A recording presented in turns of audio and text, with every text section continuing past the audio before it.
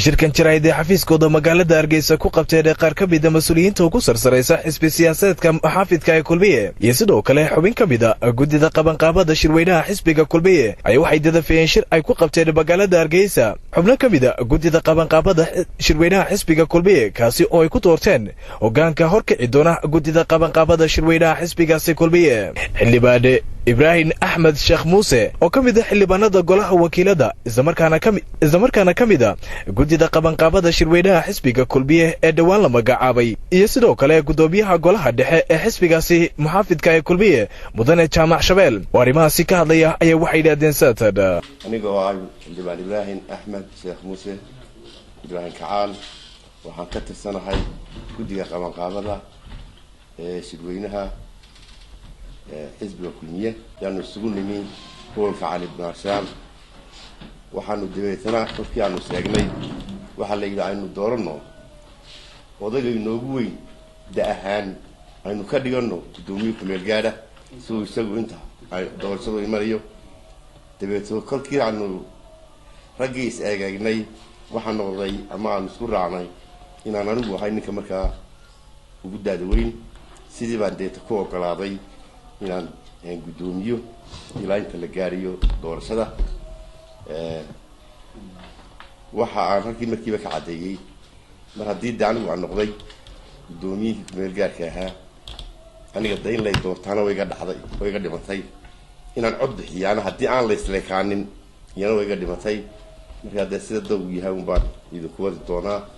sidaasaanu ku ballanay waxa aanu isla eegnay oon isnidhi berri toolaan isku nimaadno ayaanu isnidhi sidii baan dabeetana shirkii maalintaa aan ku xidhnay marka aan sidii ku xidhay ee la kala tegay waxaan imi hoggaankaan imi 3 xubnood oo hoggaanka sare xisbiga oo gudoomiyaha iyo 2 gudoomiye ku-xigeen ayaanu isugu nimi xafiiska gudoomiyaha dabeetana arrintii baan u sheegay waxaan isla gorfaynay oo isla aragnay in shirkii النبي سيدنا محمد وعلى آله وصحبه وسلم واحد عايز تكون قبطان إذا كل أكون قبطان كل أركي قلبتها ويب سايت هذا شريط طبعا الحملات أو كم إذا سلكوا قريبا ويب سايت هذا أو المهم تلاقي هاي لك هو شريط طبعا الحملات بيشكته أو كم إذا قد يجي قبل قابله يقول فلسطين وإلى هذا وحنو دورا ماي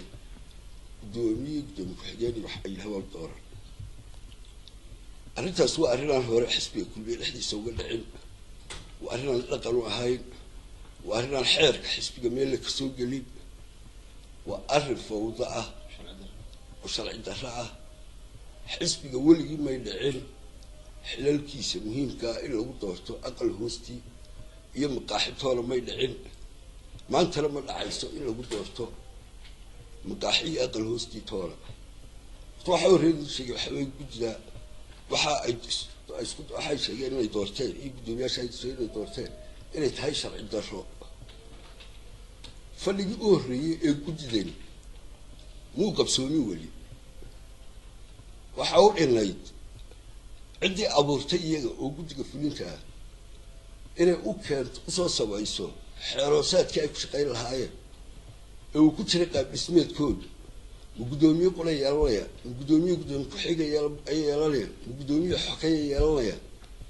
وقديا لو سيكل تشتبينيا يالو لقى فكرة يا هاوس هرتا الله أي قد القبر يسو أي هاي إلي قد فلين تفلستو أي كساليسو قاب اسميت كود سيدا ونقولي قاب اسميت بيسكتو يستين أنا أود ولا هاي الهويراتي وأفسدنا تريد كواركي وربعين تأفر طرح بلوضي أي مقعابه وحلا رحسن عيضو أي كفر إذا ما تشرتو قدومي كحيال حوكاية أفهيال وحلا روح عسكلا يانا ما تشرتو كنت قفلت أحلك عسكلا هاي حلكي كنت قفلت وين مرصد يقول أود ولا هاي كنت دي آل السرعة مين وحايد فاللي يقول دوه الرئي أي وحكو دوه الرئي سالعيهان وقيران إني تو تشيرت شو قال حبنا بس تحضروا ولا بدروا إلى الفعليان به shirkan jaraa'ida xafiiskooda magaalada Hargeysa ku qabteen mas'uuliyiintani ayaa ku soo beegmaya meel ka baxsan xafiiska xisbiga kulmiye maanta ay ku doorteen xubno ka mid ah guddida qabanqaabada shirweynaha xisbiga kulmiye hoggaanka horkici doona